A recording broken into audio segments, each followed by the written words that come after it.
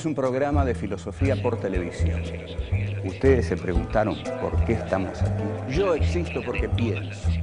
El hombre piensa. Es el lugar en el cual todos los saberes son pensados. Descartes es un héroe del pensamiento. Es difícil enfrentar las grandes cuestiones. Es un libro de Jean-Paul Sartre, Crítica de la razón de Hegel. Esta es la historia de la filosofía de Hegel. Eterno. La filosofía es la totalidad de lo real, porque piensa. La totalidad de lo real. Encuentro 3. Derivaciones de Nietzsche.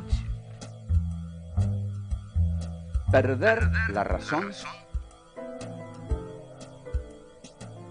¿Cuál es el origen del malestar en la cultura? ¿La historia es racional? ¿Existió Auschwitz? ¿Existe Dios?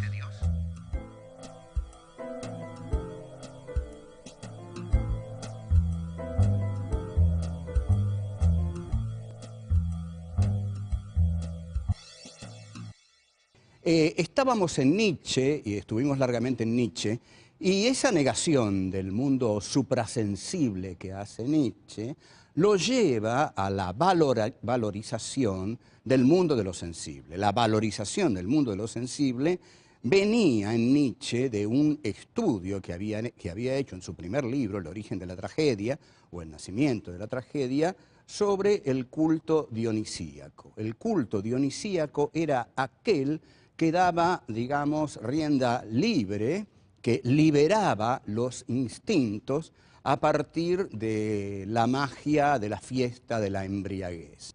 En esa liberación de los instintos, el hombre se atreve a algo realmente peligroso, perder la centralidad de su yo, perder la centralidad de su racionalidad y entregarse al mundo de lo instintual, de lo instintivo. Lo dionisíaco, de este modo, es toda una cultura a la que hay que atreverse, porque en ella lo que se gana es mucho, pero lo que se pierde también es mucho. Lo que se pierde es la razón.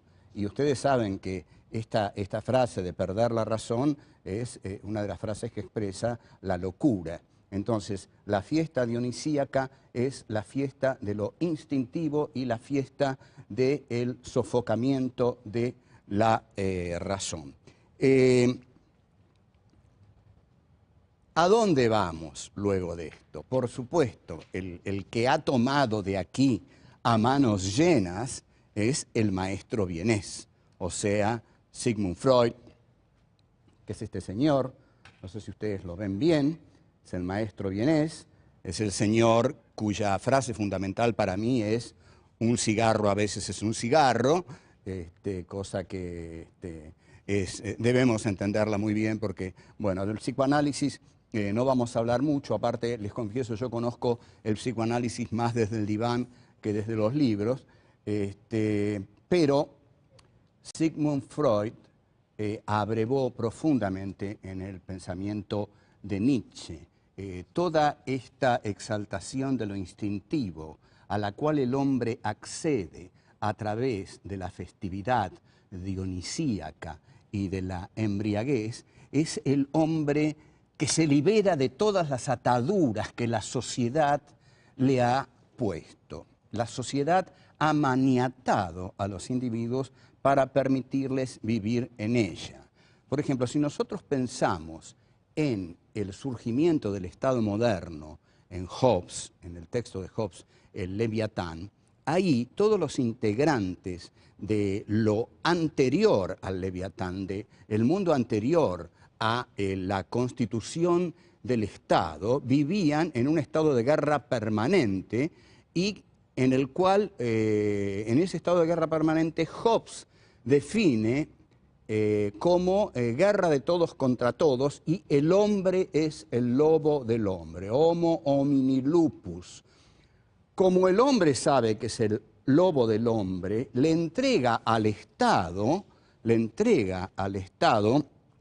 su voluntad. Entonces, el contrato consiste en que para evitar la guerra de todos contra todos, todos le entregan al Estado la decisión sobre todos. Así se establece el contrato entre el Estado y sus miembros a través del Estado hobbesiano. Pero ese Estado burgués que Hobbes delinea nace justamente sometiendo, sofocando, maniatando a los hombres, porque si se los deja sueltos, se matan entre ellos.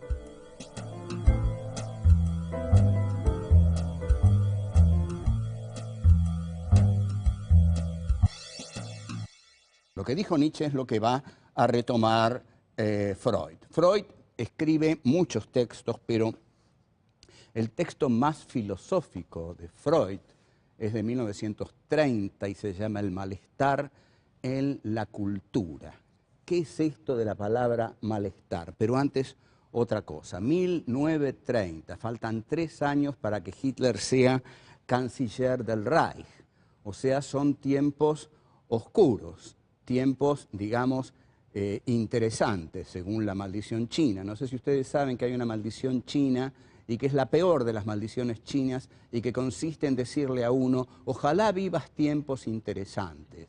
En la Argentina hemos vivido demasiados tiempos interesantes, es hora de que vivamos tiempos un poco aburridos, pero los tiempos interesantes son los tiempos más terribles, más agitados, más macabros de la historia. Esa era una historicidad muy interesante la que estaba viviendo Freud, era el fin de la República de Weimar, era el fin de Hindenburg, era el ascenso de Hitler al poder en 1933, y ahí, en medio de ese marco indudablemente pesimista, es que Freud escribe El malestar en la cultura.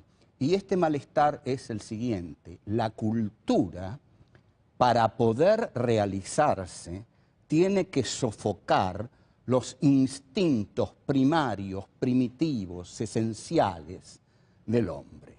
Los instintos que naturalmente surgen del hombre, la sociedad los tiene que sofocar, los tiene que maniatar para poder construir la cultura. Entonces, la cultura vive en perpetuo malestar, va a decir Freud, porque la condición de posibilidad de que exista una cultura es que los hombres sofoquen, aten, sujeten sus instintos más primarios, aquellos que harían de ellos precisamente las bestias feroces, las aves de rapiña que Nietzsche tanto admiraba. Para el hombre de la cultura que describe Freud, el dionisismo nietzscheano está sujetado, atado, sofocado. Usted no va a ir a ningún festín dionisíaco. Usted se queda en su casa, va a trabajar, y esto es la cultura. La cultura se hace así. Entonces, la cultura, dice Freud, se basa en la represión. Todos tenemos que reprimir nuestros instintos para que la cultura pueda realizarse. Se basa en el sofocamiento y hay un instinto que sobre todo es el que va a decir Freud, es el que hay que reprimir, y es el instinto sexual. El instinto sexual es el instinto fundamental que el hombre tiene que reprimir. Ahora bien, todo esto no es algo que no tenga consecuencias. Reprimir todo esto genera la neurosis. O sea, el hombre de la cultura es un neurótico, porque ha reprimido en él sus instintos fundamentales y sobre todo el principal de ellos, el instinto sexual. Marx y Freud y Nietzsche van a ser los que más van a cuestionar ese cogito cartesiano que vimos al comienzo de nuestros encuentros. Porque ustedes observen que Freud aquí va a decir, ¿qué cogito cartesiano? ¿De qué pensamiento me está hablando Descartes? Si lo que yo veo es que ese pensamiento hecho razón y hecho sociedad burguesa, lo que hace es maniatar a los hombres hasta sofocar y eliminar en ellos sus instintos primarios, los más ricos, los que harían de ellos seres plenos, vitales, saludables, entregados a la gloria de la vida. Por el contrario, están sometidos al malestar de la cultura, a la vida gris de la cultura. Es decir, matan en ellos lo más exaltado, primario y valioso que podrían tener. Si los hombres, librados a sus propios instintos, se matan entre sí, hay que imponerles la cultura para que puedan vivir juntos. Pero al vivir juntos significa este sofocamiento de sus instintos.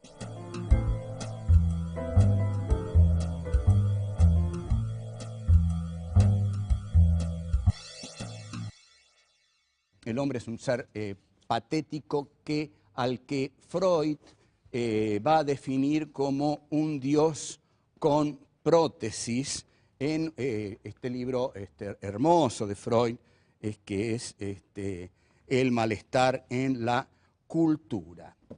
Esta idea de un Dios con prótesis es muy interesante para pensarla actualmente, porque un Dios con prótesis lo que hace referencia aquí Freud es a la técnica. La técnica es la prótesis del hombre. Las prótesis del hombre son justamente los poderosos instrumentos técnicos de los que se vale para devastar la naturaleza, para hacer las guerras, para incluso instaurar los campos de exterminio. El hombre no es una criatura tierna, ama a tu prójimo como a ti mismo. Al contrario, el hombre es una criatura belicosa, con instintos de agresividad muy poderosos, y efectivamente el hombre es el lobo para el hombre. Entonces Freud encuentra dos elementos fundamentales en el hombre, que son el eros y la pulsión de muerte.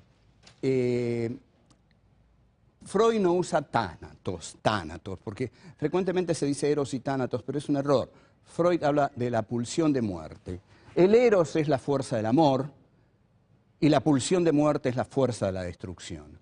Lo que va a decir Freud es que estas dos potencias que están en la interioridad del hombre se enfrentan constantemente.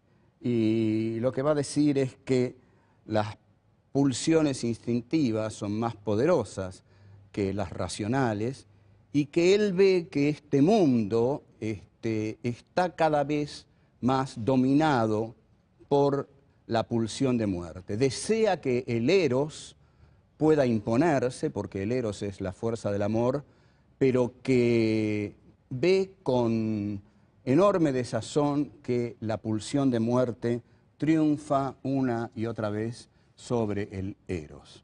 Enorme influencia en Freud y en Nietzsche tuvo Fyodor Dostoyevsky, que escribió un libro, Memorias del subsuelo, que es realmente una de las cumbres del pensamiento. Recomiendo su lectura fervorosamente. Es un libro pequeño, en el cual Dostoyevsky dice que el hombre propende a la destrucción y al caos, que si 2 más 2 son 4, 2 más 2 son 5, y eso le place más, le gusta más. Ustedes observen que 2 más 2 son 4 es lo apolíneo, 2 más 2 son 5, es ya la irracionalidad dionisíaca.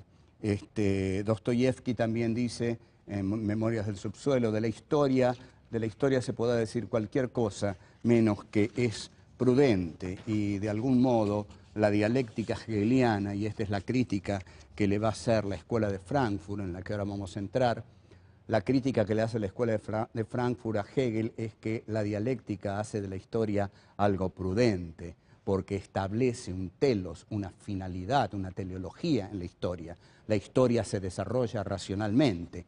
Como vemos, a este desarrollo racional de la historia, Marx, Nietzsche, Freud y Dostoyevsky la han castigado muy severamente. Pero yo diría todavía que con más fuerza Nietzsche y Freud han castigado la racionalidad en la historia, porque Marx incorpora mucho hegelianismo en su concepción de la historia. Ahora,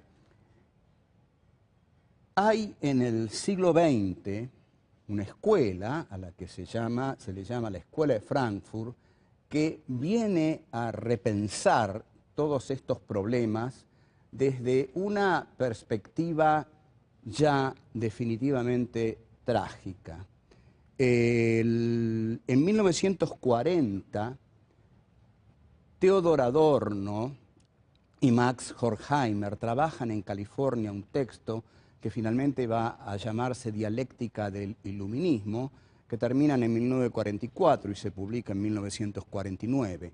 La Dialéctica del Iluminismo tiene un pasaje de profunda, pero profundísima influencia nietzscheana o freudiana. Ahí brillantemente, Adorno y Horkheimer trazan la parábola de Odiseo. ¿Qué hace Odiseo? Odiseo sabe que en determinado momento su barco, con el cual retorna a su hogar, va a pasar por una zona en la cual están las sirenas. Estas sirenas cantan y parece que su canto es tan embriagador que enloquece a los hombres. Entonces, ¿qué hace Odiseo? Odiseo pone cera en los oídos de todos aquellos que tienen que ir remando para que su barco avance, y ordena que a él lo maniaten a un mástil. O sea, se hace atar. Este es el hombre de la cultura moderna.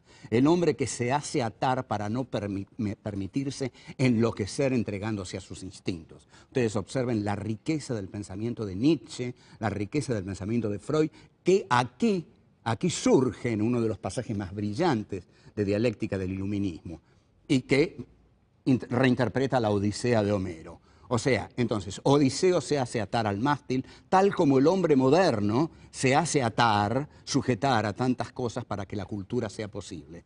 Entonces, se hace atar al mástil y escucha el canto de las sirenas. Pero si bien enloquece, no va hacia ellas, porque sabe que ir hacia ellas es perderse, extraviarse para siempre, dejar de ser un animal racional. Entonces, esta parábola de Odiseo es la que usan Adorno y Horkheimer para mostrar que la razón humana esclaviza a los hombres. Pero van a mostrar algo mucho más terrible. Lo que van a decir Adorno y Horkheimer, y con esto se inicia una línea de meditación muy profunda en el siglo XX, es que esa razón, que si bien surge en Descartes, por supuesto, se consolida en la razón iluminista durante la Revolución Francesa, la época de las luces, la época de la diosa razón, la época del iluminismo. Entonces, lo que van a decir Adorno y Horkheimer es que esta razón, que dijimos que era la razón del capitalismo que surgía con Descartes y que triunfa con la Revolución Francesa, esta racionalidad de la Ilustración, van a decir, tiene una dialéctica. Y esta dialéctica lo que hace es, en efecto, lo que mostraron Nietzsche y Freud: encadena a los hombres, aniquila sus instintos y los somete a las reglas de la razón capitalista burguesa. Pero, van a decir, esta razón finalmente lleva a un enfrentamiento tan trágico, tan cruento, tan despiadado, que lleva finalmente a los campos de exterminio.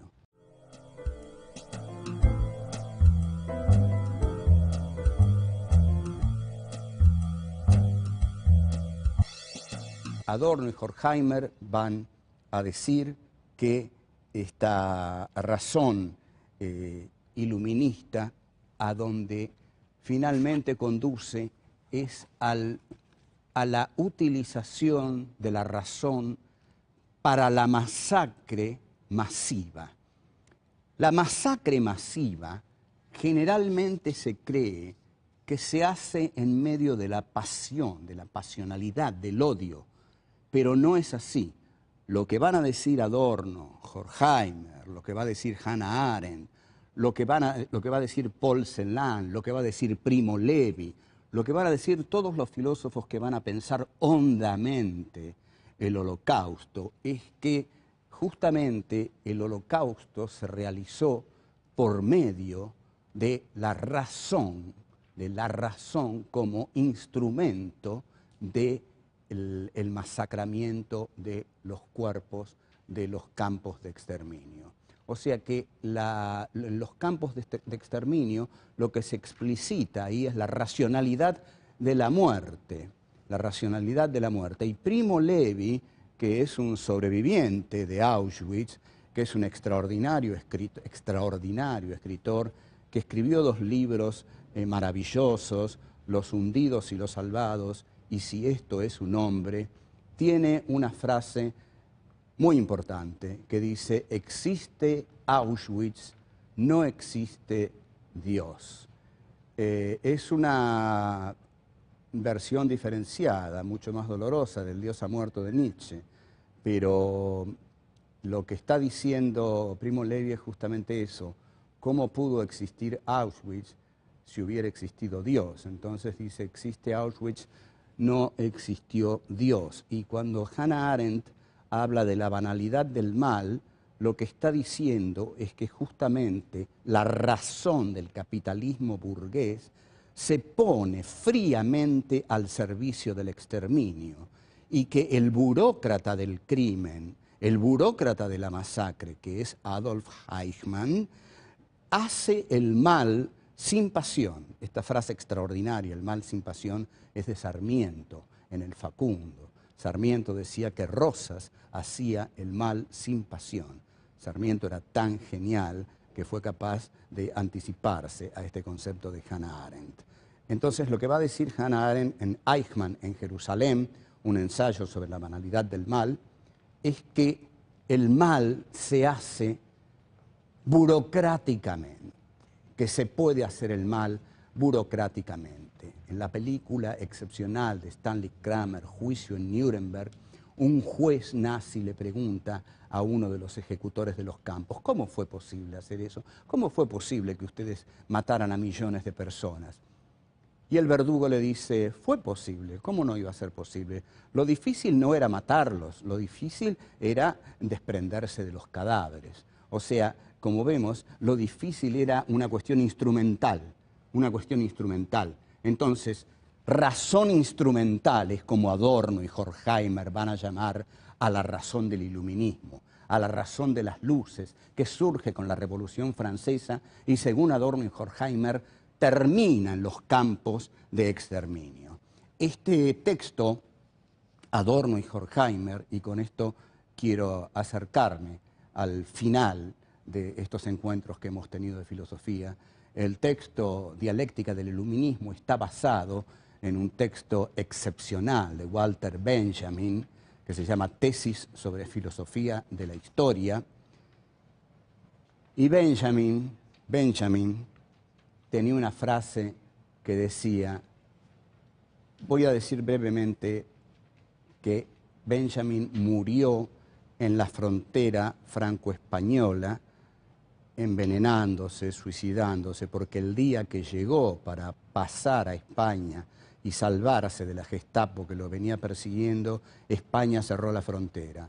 Entonces Benjamin se suicidó. La frase de Walter Benjamin, uno de los más grandes pensadores del siglo XX, es: solo por nuestro amor a los desesperados conservamos todavía la esperanza.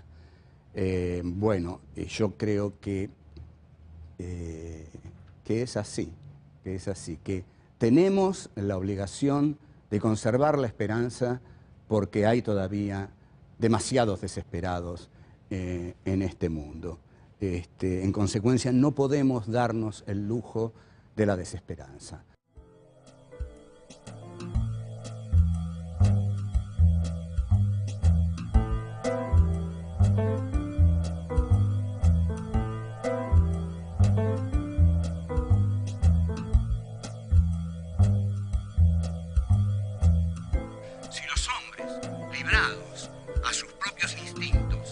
Matan entre sí, hay que imponerles la cultura para que puedan vivir juntos.